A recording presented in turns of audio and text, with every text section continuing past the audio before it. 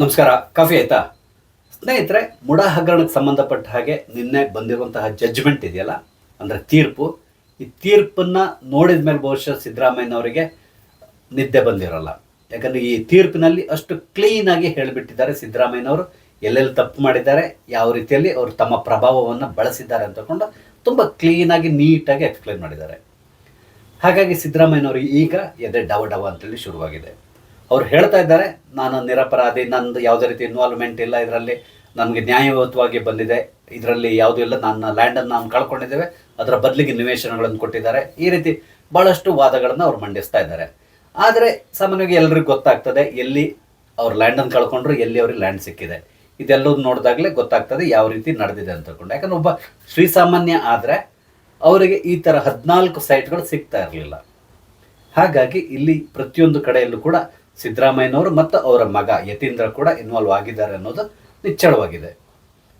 ಅದರಲ್ಲೂ ಸಿದ್ದರಾಮಯ್ಯನವರು ಈ ಕೇಸಿಂದ ತಪ್ಪಿಸ್ಕೊಳ್ಳಿಕ್ಕೆ ಬಹಳಷ್ಟು ಪ್ರಯತ್ನ ಪಟ್ಟರು. ಅದಕ್ಕೆ ಸಂಬಂಧಪಟ್ಟ ಹಾಗೆ ಅವರು ಮನು ಸಿಂಘ್ವಿಯರ್ ಅಂದರೆ ಅವರ ಹೈಲಿ ಪೇಯ್ಡ್ ಲಾಯರ್ ಏನಿದ್ದಾರೆ, ಅವರು ಕೂಡ ಒಂದು ಕಡೆ ಹೇಳಿದರು ಸಿದ್ದರಾಮಯ್ಯನವರು ಎಲ್ಲಿಯೂ ಕೂಡ ಸಹಿ ಮಾಡಿಲ್ಲ, ಹಾಗಾಗಿ ಅವರು ನಿರಪರಾಧಿ ಅಂತಕೊಂಡು ಹೇಳಿದರು.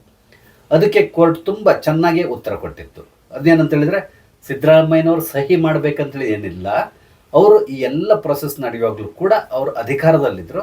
ಹಾಗಾಗಿ ಅವರು ತಮ್ಮ ಪ್ರಭಾವವನ್ನು ಬಳಸಿರ್ತಾರೆ. ಅದು ಅಲ್ಲದೆ ಕೆಲವೊಂದು ಮೀಟಿಂಗ್ಗಳಲ್ಲಿ ಅವರ ಮಗ ಅಟೆಂಡ್ ಮಾಡಿದ್ದಾರೆ ಮೀಟಿಂಗ್ಗಳನ್ನ, ಈ ಮುಡಾ ಮೀಟಿಂಗ್ಗಳನ್ನ ಅವರ ಮಗ ಕೂಡ ಕೂತ್ಕೊಂಡು ಅಟೆಂಡ್ ಮಾಡಿದ್ದಾರೆ ಅಂತ ಹೇಳ್ಕೊಂಡು ಕೂಡ ಹೇಳಿದ್ದಾರೆ. ಹಾಗಾಗಿ ಇದರಲ್ಲಿ ಇನ್ನೊಂದು ಫಲಾನುಭವಿ ಸಿದ್ದರಾಮಯ್ಯನವರ ಧರ್ಮಪತ್ನಿಯವರು. ಹಾಗಾಗಿ ಇದನ್ನು ನಾವು ಅಲ್ಲಗಳಿಲಿಕ್ಕೆ ಸಾಧ್ಯ ಇಲ್ಲ.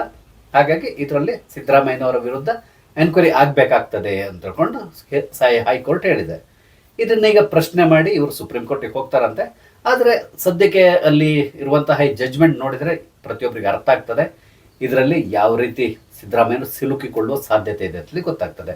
ಮತ್ತು ಗವರ್ನರ್ ಬಗ್ಗೆ ಕೂಡ ಕೋರ್ಟ್ ತುಂಬ ಕ್ಲೀನಾಗಿ ಹೇಳಿಬಿಟ್ಟಿದೆ. ಪ್ರತಿಯೊಂದನ್ನು ಇವ್ರು ಹೇಳಿದ್ದನ್ನು ಒಪ್ಪಬೇಕಂತೇಳಿಲ್ಲ, ಗವರ್ನರ್ ಅವರ ವಿವೇಚನೆಗೆ ಸಂಬಂಧಪಟ್ಟಾಗ ಅವರೇ ವಿವೇಚಿಸಿ ಆರ್ಡರ್ ಕೊಡಬಹುದು ಅಂತ ಕೂಡ ಹೇಳಿದ್ದಾರೆ. ಬಹುಶಃ ಮುಂದಿನ ದಿನಗಳಲ್ಲಿ ಈ ಒಂದು ತೀರ್ಪೇನಿದೆ ಇದು ಕೆಲವೊಂದು ಮುಂದಿನ ಕೋರ್ಟ್ ಕೆಲವೊಂದು ಕಲಾಪಗಳಲ್ಲಿ ಈ ಜಡ್ಜ್ಮೆಂಟ್ ಪ್ರಸ್ತಾಪ ಆಗೇ ಆಗುತ್ತೆ ಮುಂದಿನ ದಿನಗಳಲ್ಲಿ.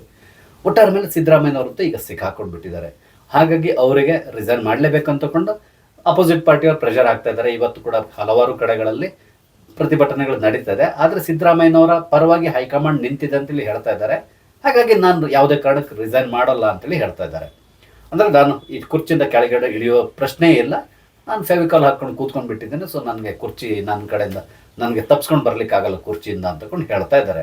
ಬಹುಶಃ ಮುಂದಿನ ದಿನಗಳಲ್ಲಿ ಫೆವಿಕಾಲ್ನ ಬ್ರ್ಯಾಂಡ್ ಅಂಬಾಸಡರ್ ಆಗಿ ಸಿದ್ದರಾಮಯ್ಯನವ್ರನ್ನ ಉಪಯೋಗಿಸೋ ಸಾಧ್ಯತೆಗಳು ಕೂಡ ಇದೆ.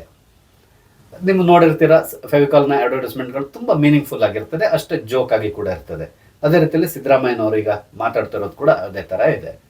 ಇನ್ನೊಂದೇನು ಬೇಸರ ಆಗುವಂಥ ವಿಷಯ ಏನು ಅಂತ ಹೇಳಿದ್ರೆ, ಸಿದ್ದರಾಮಯ್ಯನವರು ಹಲವಾರು ಕಡೆಗಳಲ್ಲಿ ಹೇಳಿದರು ನಾನು ರಾಮಕೃಷ್ಣ ಹೆಗಡೆಯವರ ಶಿಷ್ಯ, ಅಂದ್ರೆ ನಾನು ತುಂಬ ಪ್ರಾಂಪ್ಟ್ ಅಂತ ಹೇಳಿದರು.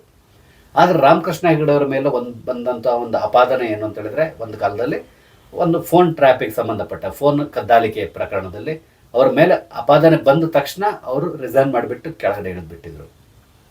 ಯಾಕಂದ್ರೆ ಅಷ್ಟೊಂದು ಪ್ರಾಂಪ್ಟ್ ಆಗಿದ್ರು ಅವರು.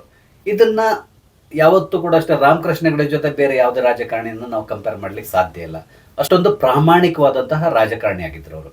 ಅವರು ಬೇರೆ ಬೇರೆ ಕಾರಣಗಳಿಂದಾಗಿ ಅವರು ಮೂಲೆ ಗುಂಪಾದರು, ಅದಕ್ಕೆ ದೇವೇಗೌಡರ ಕಾರಣ ಅದೆಲ್ಲ ನಿಮ್ಗೆ ಗೊತ್ತಿರ್ತದೆ. ಓಕೆ, ಅದ್ರ ಬಗ್ಗೆ ನಾನೀಗ ಮಾತಾಡೋದಿಲ್ಲ.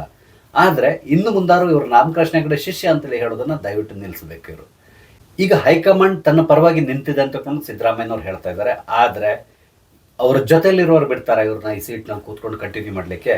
ಖಂಡಿತ ಇಲ್ಲ. ಸಿದ್ದರಾಮಯ್ಯನವರಿಗೆ ಅದು ತುಂಬ ಚೆನ್ನಾಗಿ ಗೊತ್ತಿದೆ. ಇತ್ತೀಚೆಗೆ ಒಂದು ಸ್ಪೀಚ್ನಲ್ಲಿ ಕೂಡ ಹೇಳಿದರು, ಸಂಗೊಳ್ಳಿ ರಾಯಣ್ಣನ ಸಂಬಂಧಪಟ್ಟಂಥ ಒಂದು ಸ್ಪೀಚ್ನಲ್ಲಿ ಹೇಳಿದರು, ಸಂಗೊಳ್ಳಿ ರಾಯಣ್ಣಂಗೆ ಅವರ ಜೊತೆಲಿರೋರೇ ಮೋಸ ಮಾಡಿದರು, ಅಂದರೆ ಅವ್ರನ್ನ ಬ್ರಿಟಿಷರಿಗೆ ಹಿಡಿದು ಕೊಟ್ಟರು ಅಂತಕೊಂಡು ಹೇಳಿದರು. ಅದೇ ರೀತಿಯಲ್ಲಿ ನನಗೂ ಕೂಡ ನನ್ನ ಜೊತೆಲೇ ಇದ್ಕೊಂಡು ಬಹಳಷ್ಟು ಜನ ಮೋಸ ಮಾಡ್ತಾ ಇದ್ದಾರೆ ಅಂತಕೊಂಡು ಹೇಳಿದರು. ಅಂದರೆ ಅವ್ರು ಯಾರ ಬಗ್ಗೆ ಹೇಳ್ತಾ ಇದ್ದಾರೆ ಅನ್ನೋದು ಅವರಿಗೂ ಗೊತ್ತಿದೆ, ಅದೇ ರೀತಿಯಲ್ಲಿ ಅವ್ರ ಜೊತೆಲಿರೋರಿಗೆ ಗೊತ್ತಿದೆ, ನಮಗೂ ಗೊತ್ತಿದೆ, ನಿಮಗೂ ಗೊತ್ತಿದೆ. ಆದರೆ ಅವ್ರ ಹೆಸರನ್ನು ಎಲ್ಲಿ ಈಗ ಸದ್ಯಕ್ಕಂತೂ ಸಿದ್ದರಾಮಯ್ಯನವ್ರು ಓಪನ್ ಆಗಿ ಹೇಳಲಿಕ್ಕಾಗಲ್ಲ. ಬಟ್ ಮುಂದಿನ ದಿನಗಳಲ್ಲಿ ಅವ್ರು ಖಂಡಿತವಾಗಿ ಹೇಳ್ತಾರೆ. ಅದಕ್ಕಾಗಿ ನಾವು ಕಾದು ನೋಡಬೇಕಾಗಿದೆ. ಬೇಕಾದ್ರೆ ನಾನು ಇವತ್ತು ಏನು ಹೇಳಿದ್ದೇನೆ ಇದನ್ನು ನೋಟ್ ಮಾಡಿ ಇಟ್ಕೊಂಡಿರಿ. ಸ್ವಲ್ಪ ದಿನಗಳಾದ ಮೇಲೆ ಸಿದ್ದರಾಮಯ್ಯನವರು ಅವರು ಯಾರು ಮೋಸ ಮಾಡ್ತಾ ಇದ್ದಾರೋ ಇದ್ರು ಅಥವಾ ಇದ್ದಾರೆ ಅಂತ ಹೇಳ್ಕೊಂಡು ಖಂಡಿತವಾಗಿ ಹೇಳ್ತಾರೆ. ಆ ಹೆಸರುಗಳು ಖಂಡಿತವಾಗಿ ಹೊರಗಡೆ ಬರ್ತದೆ. ಅಲ್ಲಿವರೆಗೆ ನಾವು ಕಾಯಬೇಕಾಗಿದೆ. ಒಟ್ಟಾರೆ ಮೇಲೆ ಈ ಮುಡಾ ಹಗರಣದಲ್ಲಿ ಸಿದ್ದರಾಮಯ್ಯನವರು 100% ಸಿಕ್ಕಾಕೊಳ್ತಾರೆ ಅನ್ನಿಸ್ತಾ ಇದೆ ಈಗ. ಯಾಕಂದ್ರೆ ನಿನ್ನೆ ಜಡ್ಜ್ಮೆಂಟ್ ನೋಡಿದಾಗ ನನಗೆ ಅನ್ನಿಸ್ತಾ ಇದೆ, ಅದರಲ್ಲಿ ಬಂದಿರುವಂಥ ಎಲ್ಲ ಪಾಯಿಂಟ್ಸು ಪ್ರತಿಯೊಂದನ್ನು ಅಬ್ಸರ್ವ್ ಮಾಡಿದಾಗ ನಿಮ್ಗೆ ಗೊತ್ತಾಗ್ತದೆ ಎಲ್ಲೆಲ್ಲಿ ಸಿದ್ದರಾಮಯ್ಯನವರು ತಪ್ಪು ಮಾಡಿದ್ದಾರೆ. ಇವ್ರು ಎತ್ತಿರುವಂತಹ ಪ್ರಶ್ನೆಗಳೇನಿದೆ ಅಂದರೆ ನನ್ನ ವಿರುದ್ಧ ವಿಚಾರಣೆ ನಡೆಸಬಾರ್ದು ಅಂತಕೊಂಡು ಎಲ್ಲೆಲ್ಲ ಪ್ರಶ್ನೆಗಳನ್ನ ಎತ್ತಿದ್ರು, ಆ ಪ್ರಶ್ನೆಗಳಿಗೆಲ್ಲ ತುಂಬ ಚೆನ್ನಾಗಿ ಹೈಕೋರ್ಟ್ ಆನ್ಸರನ್ನು ಕೊಟ್ಟಿದೆ. ಅದಾದಮೇಲೆ ಇನ್ನೂ ಒಂದು ಮಾತನ್ನು ಹೇಳಿದರು, ಅಂದರೆ ಯಾರೋ ಈ ಹಾದಿ ಬೀದಿಯಲ್ಲಿ ಹೋಗುವವರೆಲ್ಲ ಕಂಪ್ಲೇಂಟ್ ಕೊಟ್ಟಿದ್ದಾರೆ ಅಂತಕೊಂಡು ಈಗ ಮಾತಾಡ್ತಾ ಇದ್ರಲ್ಲ, ಅದಕ್ಕೆ ಕೂಡ ಒಂದು ಉತ್ತರ ಸಿಕ್ಕಿದೆ ನಿನ್ನೆ. ಅದೇನಂತ ಹೇಳಿದ್ರೆ, ಪ್ರತಿಯೊಬ್ಬ ಮನುಷ್ಯನಿಗೂ ಕೂಡ ಯಾರೇ ರಾಜಕಾರಣಿ ವಿರುದ್ಧವಾಗಲಿ ಕಂಪ್ಲೇಂಟ್ ಕೊಡ್ಲಿಕ್ಕೆ ಅಧಿಕಾರ ಇದೆ.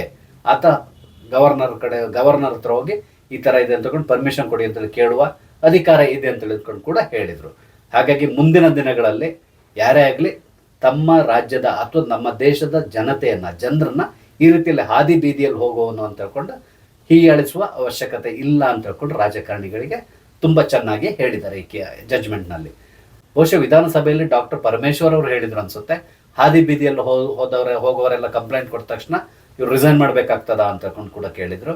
ಬಹುಶಃ ನನಗನ್ನಿಸ್ತದೆ ಅವರೇ ಅಂತಕೊಂಡು ಮುಂದಾದರೂ ಈ ರೀತಿಯ ಹೇಳಿಕೆಗಳನ್ನು ಕೊಡೋದನ್ನು ಈ ರಾಜಕಾರಣಿಗಳು ನಿಲ್ಲಿಸ್ಬೇಕು. ಯಾಕಂದರೆ ರಾಜಕಾರಣಿಗಳು ಮಾತ್ರ ತುಂಬ ಮೇಲ್ಮಟ್ಟದವರು, ಉಳಿದವರೆಲ್ಲರೂ ಹಾದಿ ಬೀದಿಯಲ್ಲಿ ಹೋಗೋರು ಅಂತ ತಗೊಂಡು ಅವ್ರು ತಿಳ್ಕೊಬಾರ್ದು. ಚುನಾವಣೆ ಸಂದರ್ಭದಲ್ಲಿ ಮಾತ್ರ ಅಲ್ಲ, ಬೇರೆ ಸಮಯದಲ್ಲೂ ಕೂಡ ಮತದಾರರಿಗೆ ಮತ್ತು ಜನತೆಗೆ ಗೌರವ ಕೊಡೋದನ್ನು ರಾಜಕಾರಣಿಗಳು ತಿಳ್ಕೊಳ್ಳಿ ಅಂತಕೊಂಡು ಆಶಿಸೋಣ. ಸ್ನೇಹಿತರೆ, ನಿಮಗೆ ನನ್ನ ಈ ವಿಡಿಯೋ ಇಷ್ಟ ಆದರೆ ದಯವಿಟ್ಟು ಲೈಕ್ ಮಾಡಿ, ಬೇರೆಯವ್ರಿಗೆ ಶೇರ್ ಮಾಡಿ, ಅದೇ ರೀತಿಯಲ್ಲಿ ಚಾನಲ್ ಸಬ್ಸ್ಕ್ರೈಬ್ ಮಾಡಿ, ನಂಗೆ ಸಪೋರ್ಟ್ ಮಾಡಿ. Thank you. ಜೈ ಹಿಂದ್.